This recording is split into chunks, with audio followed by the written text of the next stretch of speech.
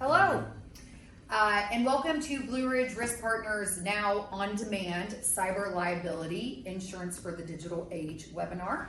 I'm Tia Vilianco, the Director of Brand and Communications here at Blue Ridge Risk Partners. For those of you not familiar with Blue Ridge Risk Partners, we are a top 75 independent insurance agency in the United States. We specialize in personal and commercial insurance and employee benefits.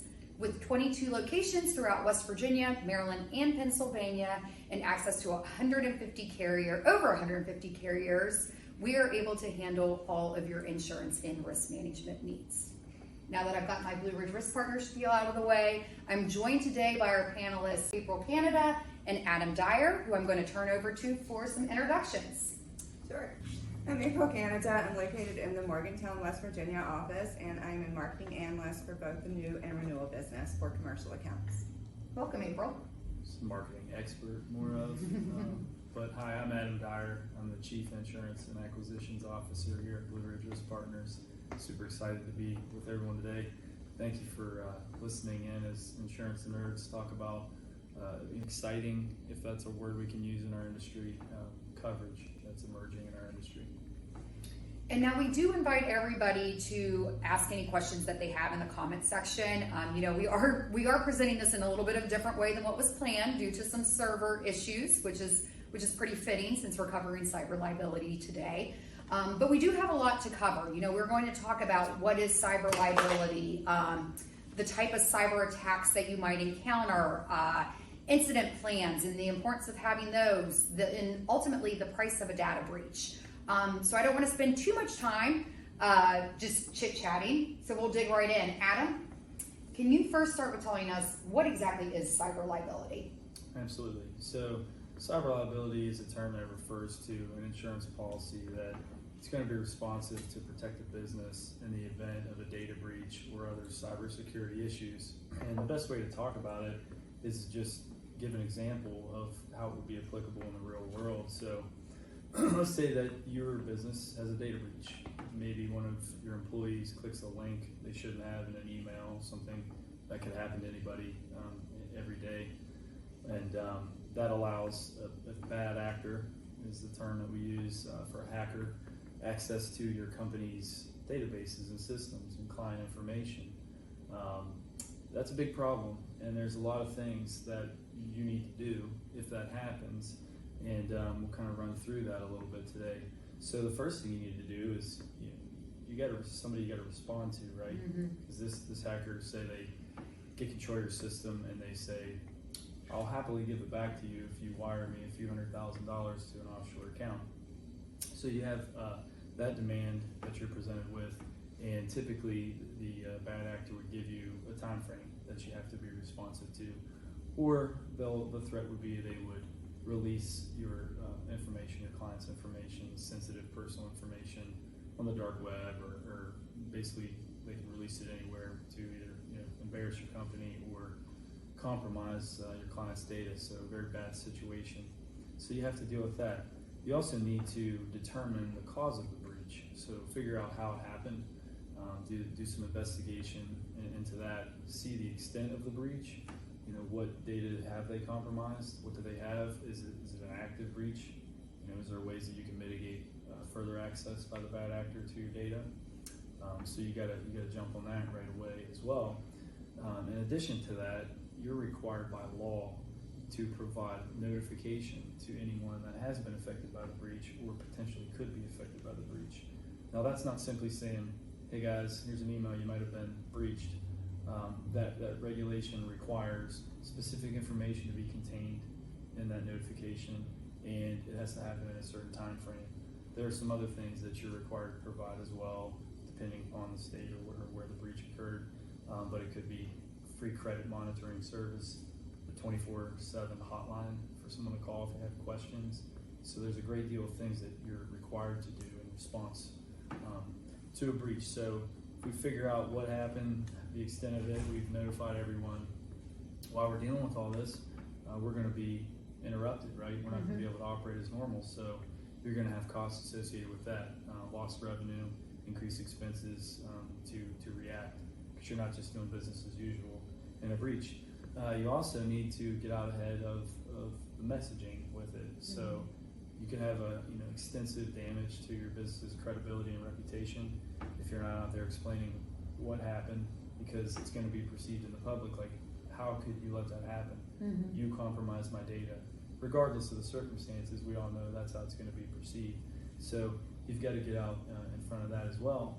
And then, you're also could be liable for damages that occur for someone's information that's been breached. So if I'm one of your clients and you have a breach and now somebody has access to my personal information, uses that to my financial detriment, you could be liable for that. So I'm not going to be real happy about that. I'm going to make a claim against you and or pursue litigation in the form of a lawsuit. So you have to respond to that with a defense, and then pay for any damages you may be liable for. So let's say same scenario, you don't have a cyber liability insurance program or policy. What do? Well, call the police. So you call your local police authorities, and it's no offense to the local police department, but it's complex issues they don't quite know how to handle, so they refer you to federal authorities. So maybe the FBI you end up talking to, and seen this occur in real life for clients. So they notify the FBI, here's what happened. They say, okay, well, you're one of tens of thousands on the list, and if we're able to address it, then we will. And if they are, they look into it and they say, what happened? Where is this hacker located? How did this occur? So they ping the server to find where the actual breach occurred from, and 9 times out of 10, it's out of the country.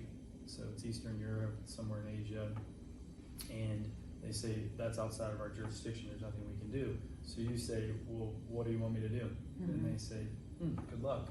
Maybe pay the ransom to get your data back, work with your IT provider, you just have to wade through it. And then all the other things I mentioned, you're on your own to deal with. Notification, making sure it's done correctly, dealing with all those other aspects that I mentioned. If you have a cyber liability insurance policy, it's one of the few times in our industry that insurance works like a lot of people think all insurance works, and that's like the crisis response. So we get a lot of calls from clients. I'm not laughing at the situation, but it's happened a lot in my career. 11 p.m. on a Saturday, a friend / client calls, hey, I was in an accident. Okay, where are you? Well, I'm on the side of the road here. We just had this accident. Okay, is anyone hurt?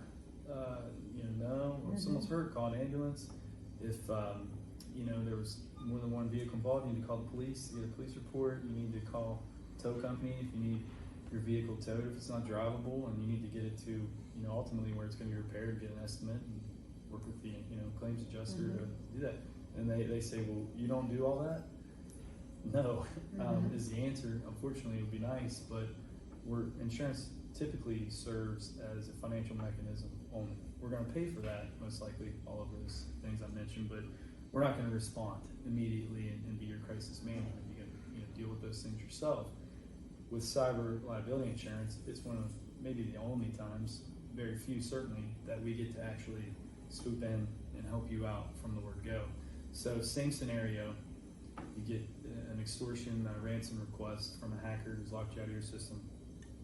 You have coverage. You contact your agent, contacts your insurance carrier, and you are helped from the beginning. Okay, so there would be a company provided to you that can manage the negotiations with the bad actor.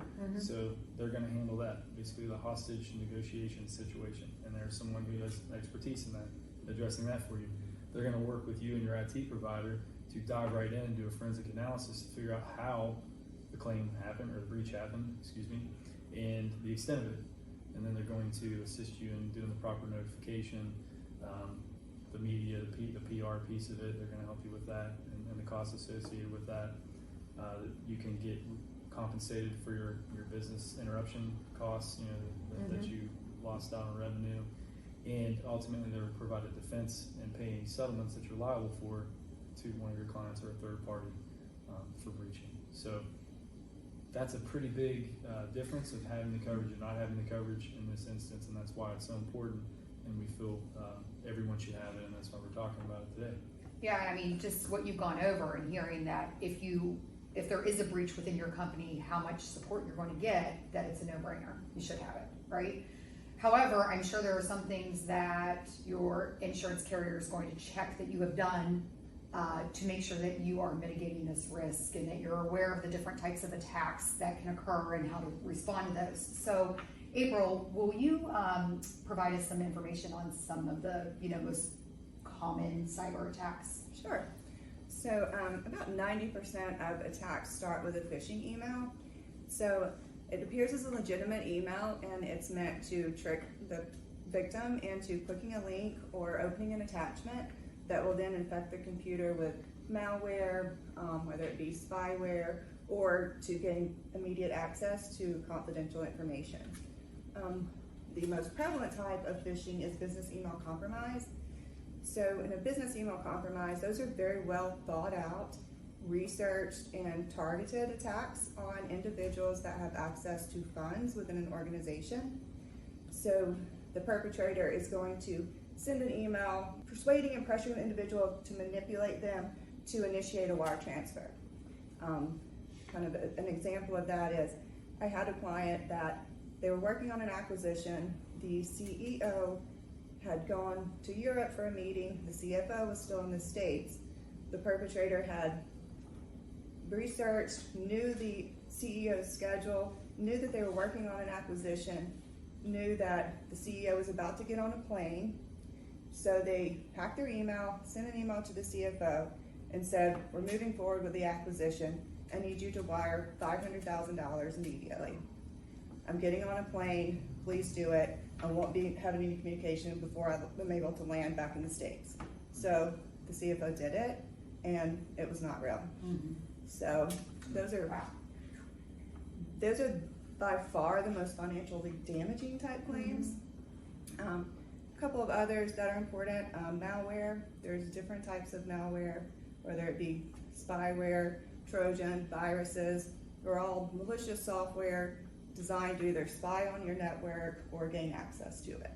The most prevalent of the malware is ransomware, which Adam touched on, and basically it's designed to gain access to your information. It's going to encrypt all the information until you pay the ransom for the decryption code, and then you will have access to that information again. I think those are probably the most prevalent in today's environment. How do you think what is the best way to prevent your calendar and information getting out there so somebody knows your schedule? Do you eliminate social media posts and what you're putting out there? What are there steps that you can also take so that somebody, like in the instance that you shared, would not know the CEO's schedule? Yes, very good question. Absolutely about the social media posts, because these are very targeted and researched attacks. So once they know the CEO, they will be looking at social media. The calendar in this particular instance of the claim I just gave was significant. So today we have multi-factor authentication. That was not a thing, so to speak, 5 years ago when this claim happened, but today that is probably the best way to protect that information. Got it. And security and training of your employees, I would say maybe even beyond the multi-factor is the security and awareness training for all employees to know that do not, click on anything, do not transfer money without confirmation, without callback verification or whatnot. Both of those are the two best ways to prevent it. I agree. And just so everyone understands MFA, multi-factor authentication in a nutshell, basically you're going to have to prove who you are twice. And it's a way to prevent somebody from simply getting your password and accessing your database. So, an example would be you enter a password and it asks you a personal question, or it texts you a code that you then have to enter in two ways. And basically, at this point, it's becoming very difficult for us to even obtain a cyber liability insurance policy for someone if they don't have MFA in place. And you'd be shocked at how many businesses don't. We are on a regular basis. So it's something that everybody needs to make sure they have in the process. And I'll add one more thing to that with the multi-factor authentication, because it is becoming a requirement, especially to get insurance in the standard market and to get more favorable terms. but now there's becoming a thing, what is called multi-factor authentication fatigue, where you have someone trying to get into someone's system or trying to hack into their email or whatnot, and they repeatedly do it to exhaust the person so that eventually they accidentally click on approve when they get that multi-factor authentication alert. They'll do it several times until the person will. So you're saying like if they're getting the text messages or Yes. something like that, that they eventually Correct. will As their just- second means of authentication, they'll just wear that person out, constantly doing it over and over, hoping that person will just get fatigued and just say, okay, Accidentally hit. approve on accident or something.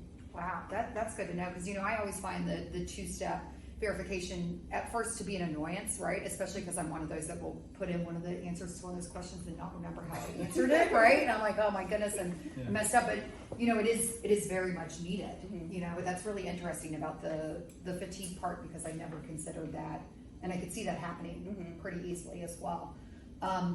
So it does sound like we can put in a lot of steps to make sure that we're not that companies are doing what they need to prevent a cyber attack. But the reality is that they can still happen, right? And so let's say that one has occurred. They have the company's information. What are they going to do with that information? What happens next after they have obtained that information? Is there different steps depending on what they obtain Yeah. as well? I mean, it's going to vary widely. I mean, everything from corporate espionage, where proprietary information from a company, say it's an engineering firm that has a patented process, and that data gets stolen by a competitor or a hacker that wants to sell it to a competitor. That's a pretty high level example of what could be done with the data. But your most common everyday things that we see are there's the breach is they acquire personal information. Okay, so typically, say you have something set up on an automatic draft payment or credit card payment monthly. It could be your insurance, for example. That company's going to have your bank account information and your credit card information on file. So if the hacker obtains that information, they can wipe out your bank account, they can max out your credit card. The other thing that is most prevalent would be personal data. So just your full name, your date of birth, your social security number, your mailing address. With that information alone, there's a multitude of things you can do. I can go sign up for a bunch of different subscriptions in your name and have them paid for. I can take out a loan in your name, go buy a new boat or motorcycle or something. So there's a lot that can be done with your information, but what happens is the hacker will obtain that information and they'll go sell it, typically on the dark web, to another bad actor that wants to go try to use that personal data, basically for their financial gain at your financial detriment. Is what happens. Okay. And I'll add one thing to that. Without proper mitigation or controls in place, they'll use those stolen passwords as well for more advanced attacks in the future. That makes sense. And I think it's important to consider the fact that just because you might have been a victim of a data breach with one company, is that if they do have the passwords and you've used simple passwords, that doesn't mean that you're not impacted several times. A few years ago, I was just getting out of the shower in the morning and got an alert from Uber saying that my Uber was arriving, and I thought, well, what on earth is this? I didn't get an Uber, and I look, and the map that was showing up on my phone was in Australia, and they were pulling up at a location in Sydney. Somebody had hacked my information where I'd been a part of a data breach for another company. I believe it might have been T-Mobile, I don't even recall. And they were literally getting in a vehicle under my account, and I watched them drive about 2.5 hours out of Sydney and take a $200 and some Uber ride. Thankfully, it was all taken care of. However, it's really scary, and it's also something that you do feel like you're being violated, and so it's something that's not important for just companies to have stuff in place, but I also think from a personal perspective for us to take as many steps as we can to protect our own data. I bought 24-inch spinner rims one time, apparently. I could see you with those. Yeah, my credit card was breached in an online transaction, and those were pretty sweet rims. I bought it, never got them, but But you assume they were pretty nice, yeah, right? they seem really cool. Based on how much you pay for them. Yeah. So we know that this can happen. what can we do? How can companies protect themselves from the cyber attacks? I would say cybersecurity awareness training, training your employees, doing simulated phishing attacks, having proper vendor controls in place, multi-factor authentication, as we mentioned, for any wire transfers over, $10,000 or whatever amount you set, doing callback verification to ensure that is correct, including calling back to verify the change in a routing or an account number, maintaining end-to-end encryption so man-in-the-middle attacks cannot occur, making sure you control access for any remote desktop protocol so that it's privileged only, and then having offline or cloud-based backups, and sometimes you would want a duplicate backup depending on that initial backup. I think it's important to note April's first thing she mentioned for a reason, and that is the first line of defense are the employees, and not clicking on an improper link or being able to verify the source of an email. And it's important to note that cyber liability insurance policies will often provide your employees with free access to training, and it's something that they can help you implement and be tracked. And also an agency like Blue Ridge Risk Partners with an extensive client services and risk management, proactive risk management services that we offer, we could also arrange for that training for you. So it's something, someone would say, that sounds great, but I don't know how to conduct that kind of training for my staff. Well, if you have a good agency and a good policy, you don't have to. One other critical item that I missed is installing updates and software patches immediately, because as we all know, Microsoft Office has had many vulnerabilities. Hackers know this, these cyber attackers, they know those softwares that have vulnerabilities, and they prey on those that are using those tech softwares. So installing those patches and security updates immediately is critical. It's another thing that's annoying. We were talking about earlier. You don't want to restart your computer when you have 15 things open, but it's a necessary process, and you need to do it. Right. One of the things that I'd like you guys to go over a little bit more is the phishing emails, the simulated ones, because I find those to probably be the most impactful when you might be dealing with a larger population that maybe is just not used to seeing those. How do those typically work as a line of defense? Like what does one of those come across looking like for us? It can appear to come from, say, Adam sends me an email, or Tia sends me an email. It appears legit. It looks, absolutely fine. He says, we're looking at a new client. Here's a link to some of their information. Tell me what you think. Just like any other email he would send me on an account, I would typically do it. You have to first read the email address, make sure there are no misspellings or errors. I'll make sure the language is, proper, I would say, and it's as someone would typically type it. But it's going to appear like a legit email, usually within your organization for those simulations. But then your organization has the ability to track those that click on those, and they can further drill down on a subset of employees that maybe needs more training, needs extra training or extra awareness.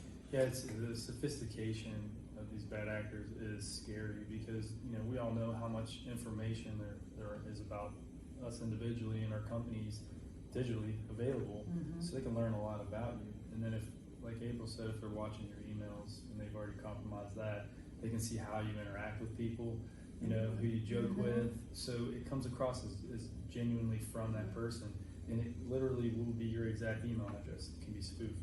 So it's not just where one letter's changed like they used to do. They can actually have your email address. It's unbelievably scary. It can happen to anybody. Especially during like benefits open enrollment time. It's pretty much the last quarter of the year for people. So those are heavily targeted type emails, because all employees and sizable organizations need to enroll for their benefits, for each program year. And when these bad actors know that, they're really targeting those and sending out very similar emails that you would get from whatever your benefits administrator is. They're not just targeting you, they're really good at creating a sense of urgency. Yes. If I don't act on this quickly, there's I'm going to have a problem. Right. You know, so that's a key element. The prince in India is not going to be Well, let go of, like he's going to say. yeah. I mean, but those are the old ones, right? That's Those are the good old days when it's pretty easy to know that you don't have a uncle who's wealthy and died in some foreign country. But now it gets very subtle. Mm-hmm. The treasurer of a nonprofit board that I served as president for, his email was compromised, and I received a standard payment to a vendor, and it was an amount of money that wasn't. It was like $9,000, Mm-hmm. and the size of our organization. It was a very transactional in nature. It wasn't sending me $500,000 obviously. Mm-hmm. So they're very smart with that as well. Well, and all they need is that one small transaction to then have the information. Anyways, That to can be track able that, yeah. to keep going. So let's say you've still taken the necessary steps to prevent a cyber attack. One happens. Now what do you do? What should you have a plan in place? Is there something that you should already have some type of structure set up before that happens?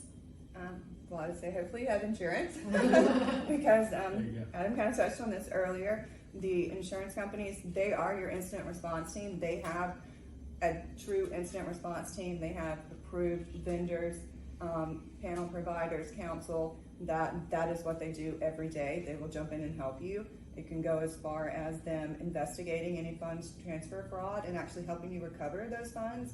I have had instances in a $250,000 funds transfer fraud instance where $170,000 of that was recovered, and was able to kind of go back to the insurance company in this case because they did have insurance. But in the event you didn't have insurance and you had someone that was investigating, then those funds would go to you. It also reduces the cost of your claim, which is to your benefit as your insurance cyber liability insurance program goes forward. Your pricing, when you have a $250,000 claim versus a $50,000 claim, it's an underwriting difference. Right. Mm-hmm. I would say otherwise, ideally, you would have an internal response or incident response plan. Basically, at least just having whom is responsible for contacting the insurance company or IT provider or whomever, given those contact information, having someone in charge of mitigating against that. So, cutting off all access, whatever can be done on the front line. Say it's a Saturday and an incident response team, is not going to be in there until Monday. Making sure you do whatever on your side to restrict any further damage is important. So, and with the help of a knowledgeable and experienced broker, I think they could help you put together a simple response plan that you could use up until the point the incident response team from the insurance provider. It's a good point. Another thing you don't have to do if you have a good agent and carrier, they can help you put together a response plan because there are things that you're going to need to do and you're going to need to do them immediately upon a breach. Right, because they can affect if the claim is paid or not. If you just, if you know this instance is out there and you don't take proper steps to stop access, to restrict it, to contain it, basically, then that can be a detriment to you because the policy conditions say otherwise. So you have to make sure you follow protocol. So it's very important to have an experienced broker in place. There's clearly a lot involved before and after you're a victim to one of these. So I'm assuming that cyber attacks are really costly. On average, what would you say a data breach costs a company? Absolutely. So obviously, they can vary widely, depending upon the type of company we're talking about that has a breach. The size of the amount of data they have, the type of data they have, can obviously affect the cost. But again, like to give real life examples. In my career, the least expensive claim that I have seen where there was an actual breach was about $25,000. And in this specific claim, there was a ransom, as we discussed earlier, and they knew that they were breached, but they didn't know the extent of the breach. So immediately, the insurance carrier helped work with their IT vendor to determine the extent of the breach, to actually cut it off so it couldn't go any further. And then they had the specialist contact the hacker to deal with, kind of basically buy them some time to figure out the extent of the breach. In the end, there were only 3 individuals, clients, that were personal information was breached, which 3's too many, but it's better than $3,000 or $300,000. So in that particular instance, they got him out of there quickly. They declined to pay the ransom because they knew the extent of the breach. They followed the protocol to notify the 3 individuals, provide them everything that they're required to by law, and try to make a positive PR out of it. We stopped this quickly.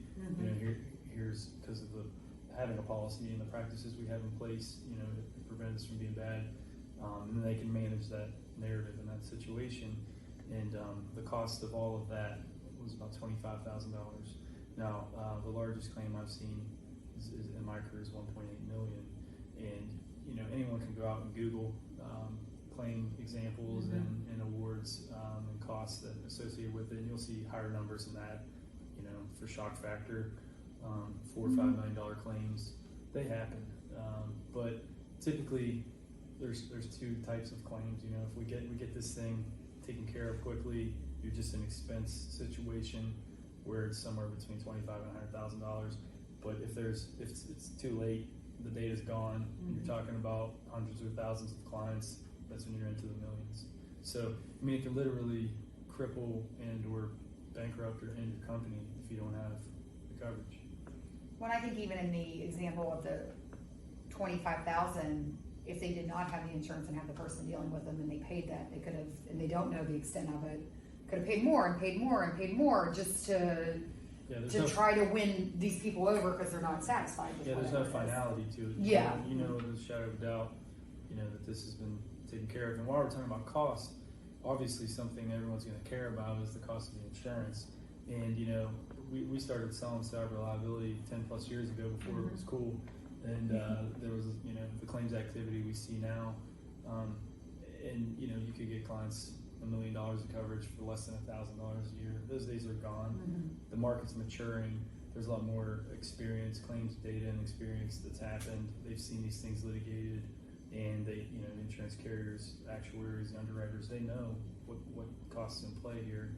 So, but to give you a ballpark idea, if you're a small business, that doesn't have sophisticated, complex networks and sensitive types of data, you just maybe have standard personal information of clients, you can get $1 million of coverage for a few $1,000s a year. Certainly less than $5,000 a year, for example, if you have multi-factor authentication in place and you have the basic security measures in place, all the way up to we work with companies that operate all throughout the country and in nearly every state, and they have complex data, they have client data, very sensitive proprietary information stored in their databases, and their limits of coverage limits need to be higher than $1 million anyway. So say you have a $5 million limit, you start approaching close to 6 figures in premium, but the risk is certainly warrants that. Yeah, that weighs that. Yeah, so it's a spectrum of cost, but typically, for a small business owner, it's still what we would call very affordable, based on the risk. Okay, because that's what insurance is transferring a risk. So to say, I'll pay you $5,000, and if this happens, you handle it from the beginning and help me throughout the process, cover all the costs and pay anything I'm liable for up to $1 million. That's, in my opinion, a very smart risk transfer. So what would cause someone to be denied a cyber claim? Well, I'm sure a lot of us are aware that misrepresentation is on the application, because you start with a supplemental cyber application for any cyber policy. And as we know, there's been a recent case where someone alleged that they had multi-factor authentication in place when it turns out that they did not, or at least not for privileged access. Thus, it resulted in the denial of the claim. So you have to really make sure that any of those answers on the application are represented correctly. I would say failure to maintain adequate security standards. That is a condition and a requirement in most insurance policies. And you would hope that one would want to kind of maintain certain security standards. So failure to maintain those can certainly result in the denial of a claim. Certain payment card information, fines, or regulatory assessments, depending on the origination of what resulted in that fine or assessment, if the policy is not written properly, that could result in a denial of a claim. And then another one that I think people often overlook is business income. Adam gave a couple of examples, kind of touching on how business income can impact you, but with systemic risk, and if it's coming from a supplier, vendor, or other IT provider, you have contingent business income. So just because you are at a loss of income because of a cyber attack doesn't necessarily mean it was resulting from your systems. It could be resulting from a third party, thus contingently affecting your business income. So again, it goes back to making sure that you have a knowledgeable and experienced broker, because every cyber policy is different. There is no standard form, no one size fits all. So the devil is absolutely in the details, and if you don't read every word in that policy, you could not have the coverage you need in the event of a claim. That was very well said. The only thing I would add to it is the days are over where this is something peripheral that you can ignore. You know, I amend the popular Madonna song to say it's a digital world and I am a digital girl, because that's where we are today. You need to have this coverage, you gotta buy it, and you gotta buy it from somebody who knows what they're doing. And if you don't, you could be in a world of hurt. And it's cliche to say, but it's not a matter of if, it's a matter of when. You know, it's too much going on out there. You're going to have an issue when it comes to cyber liability. So get the coverage, have it in place, and then you'll be in good shape. And that's the best way to know you have an experienced incident response team on the ground as well, because this is what these guys do every single day. And I'll just add one thing. I think a common misconception is that a lot of smaller businesses, we have a contract with this provider. We don't store any information. We have a contract, and that's all house with our cloud-based provider. Well, one, that contract may not protect you as you think it would. Two, if your provider is breached, very well, they may not have adequate limits or be financially solvent and have the wherewithal to respond to the claim on your behalf, and especially not your reputational harm, especially if you are a small business, that reputation is critical. So you cannot rely on your provider or third-party vendor's cyber liability just because they house your information and you believe they're responsible. Yeah, you can't rely on that. You got to protect yourself. It's at this point, it's basically irresponsible for a company to not have some type of cyber liability insurance. And I know that's drastic to say, but I strongly believe it. So. Well, they're also doing all of their customers a disservice by not having it, right? Like, it's not just about protecting their employees or themselves, it's also protecting all of their customers. So you guys have made it loud and clear that you have to have cyber liability. So besides that, what is one other takeaway you would like the people that are listening to remember from this? I would say the cyber controls that we talked about, making sure you train your employees, making sure that they are aware, because, again, people like to say, well, I'm a small business, they're not going to research and, kind of prey on me. Well, a lot of the large organizations are becoming more and more sophisticated, so it's harder to breach those systems. Therefore, they are starting to focus on those smaller organizations. So maintaining, proper controls and training your employees would be my biggest takeaway. 100% agree. Insurance is great to have when something happens, but it's even better to prevent things from happening. So risk management, being proactive, training your staff, talking about this, making it part of your culture on a regular basis is absolutely necessary. Great. Well, I want to thank you both for this. It's been very informative, and I hope everybody else has really enjoyed it. I am going to drop some blogs and related resources into the comments section for everybody to take a look at, but also we have a lot of cyber liability information on our website, blueridgeriskpartners.com. If you would like anybody at Blue Ridge Risk Partners to review your cyber policy, your current policy, or you are in need of a cyber policy, feel free to reach us at communications@blueridgeriskpartners.com. And thanks for joining. Thanks.